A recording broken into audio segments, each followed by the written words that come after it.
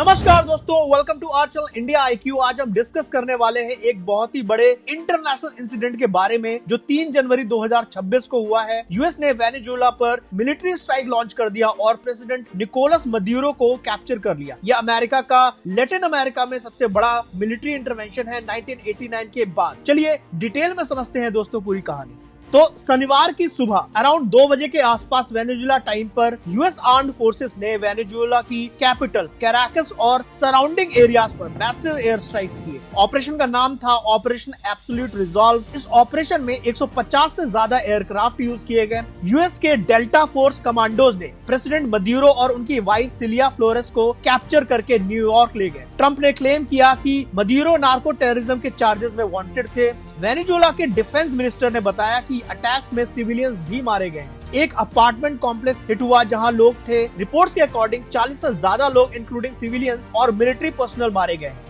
लेकिन ये अचानक नहीं हुआ है दोस्तों। नवंबर 2025 से यूएस ने USS Gerald R Ford aircraft carrier deploy किए थे और दिसंबर में ऑयल टैंकर्स को सीज करना शुरू कर दिया था। एक तरह का ब्लॉकेड था ये। ट्रंप ने वेनेजुएला के गैंग्स ट्रैन दे अरागुआ और कार्टेल दे लॉस सोलेस को फॉरेन टेररिस्ट ऑर्गेनाइजेशन डिक्लेयर किया था और क्लेम किया था कि मदुरो खुद इनके लीडर है। ट्रंप का कहना था कि वेनेजुएला के ऑयल रिजर्व्स यूएस से चोरी कर लिए गए थे, जबकि एक्चुअल में ये वेनेजुएला के सॉवरेन रिसोर्स है। कई महीनों से इसकी प्लानिंग चल रही थी दोस्तों इस ऑपरेशन की।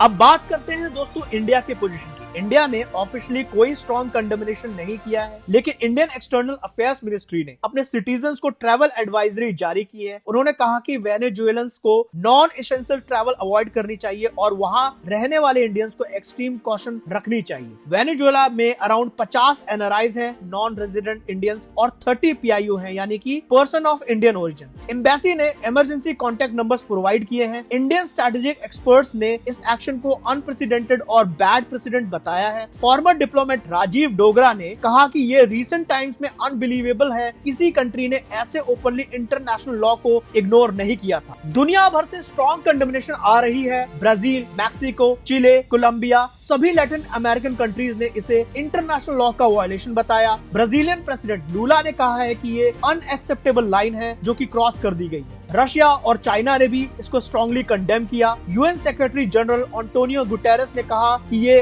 डेंजरस प्रेसिडेंट सेट किया गया है। यूके प्राइम मिनिस्टर ने यूएस का सपोर्ट तो किया, लेकिन इंटरनेशनल लॉ की बात कही। वहीं ट्रंप ने प्रेस कॉन्फ्रेंस में बोला है कि अब यूएस वेनेजुएला को रन करेगा ट्रांजिशन तक। ट्रांजिशन मतलब कि जब तक कोई नई गवर्नमेंट नहीं आ जाती, और यूएस कंपनीज वहां ऑयल इंफ्रास्ट्रक्चर को फिक्स करेंगी। तो दोस्तों ये बहुत ही सीरियस जियोपॉलिटिकल क्राइसिस है जो ग्लोबल स्टेबिलिटी को अफेक्ट कर सकता है। इंटरनेशनल लॉ, सोवरेनिटी और मिलिट्री इंटरवेंशन पर सवाल उठ रहे हैं। इस पर कोई भी नया अपडेट आता है दोस्तों तो मैं नया वीडियो लेकर आ जाऊंगा आपके पास। वीडियो अगर आपको ये पसंद आया हो दोस्तों तो वीडियो को लाइक करें, हमारे चैनल को सब्सक्राइब करें। मिलते हैं अगले वीडियो में, तब तक के लिए जय हिंद।